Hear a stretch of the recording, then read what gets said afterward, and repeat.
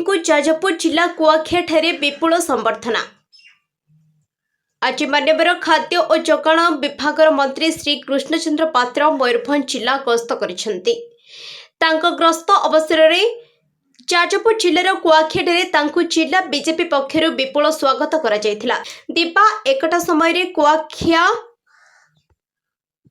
बजार शह शह संख्यार बीजेपी वरिष्ठ नेता कर्मकर्ता उपस्थित रही पुष्पगुच्छ और उत्तरीय दे स्वागत करथिले।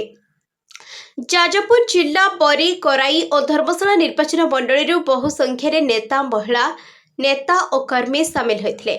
मंत्री एही ग्रस्त समय कर्मी महल में उत्साह परिलक्षित होता।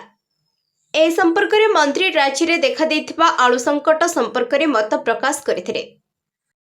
Bureau report the news today.